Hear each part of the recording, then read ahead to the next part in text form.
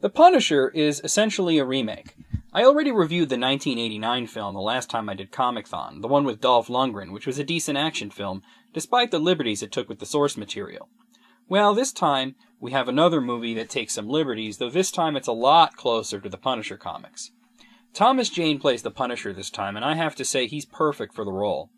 Some people have pointed out that he doesn't really look like the Punisher, and yeah, fair enough, but what's more important, that he look like the character, or that he plays the character well?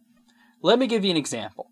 This movie had a sequel in which the Punisher was played by Ray Stevenson, who pretty much looks exactly like the character, but he had absolutely no personality, and the movie was overall terrible.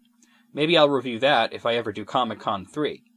Anyway, Frank Castle is an FBI agent working deep cover as a German arms dealer to try to catch some mobsters. He succeeds, but one guy who wasn't supposed to be there is killed. The guy is the son of Howard Saint, played by John Travolta, a very powerful businessman who is also a high-ranking mobster himself. Saint and his wife and surviving son are overcome by guilt and they want revenge. He wants the man responsible dead, except that the German arms dealer is supposedly dead. Castle faked the guy's death so he could retire in relative safety. However, his contacts at the FBI give him all he needs to connect it to Frank Castle, whom he once immediately assassinated, though at his wife's insistence, he orders the extermination of Castle's entire family as well, as they're all attending a family reunion.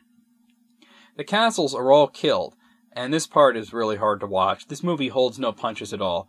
And that's something I have to bring up. Some people complain that this movie wasn't violent enough, but goddamn, it's pretty fucking violent. This is a movie where the extermination squad comes in and murders an entire family, and I'm talking old ladies, kids, you name it. Castle is severely wounded and left for dead, but he survives.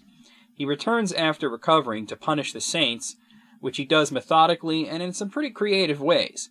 He manipulates things to make it seem like Saint's wife and his best friend are having an affair. Saint doesn't know that his best friend is gay, but the wife does, and in a fit of jealousy and rage he kills them both, essentially doing Castle's work for him before the Punisher closes in for the kill.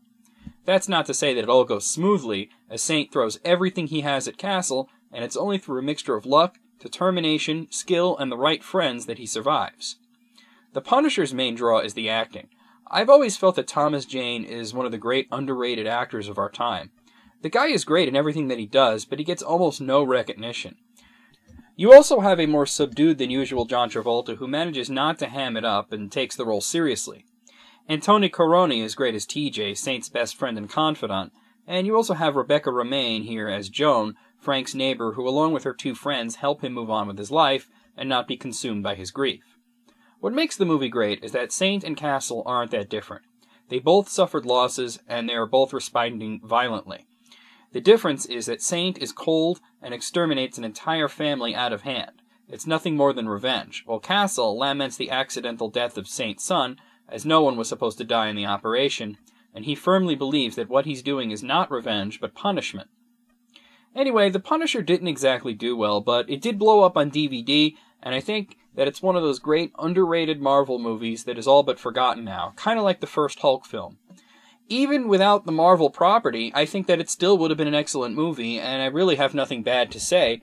I gotta give it a 10 out of 10.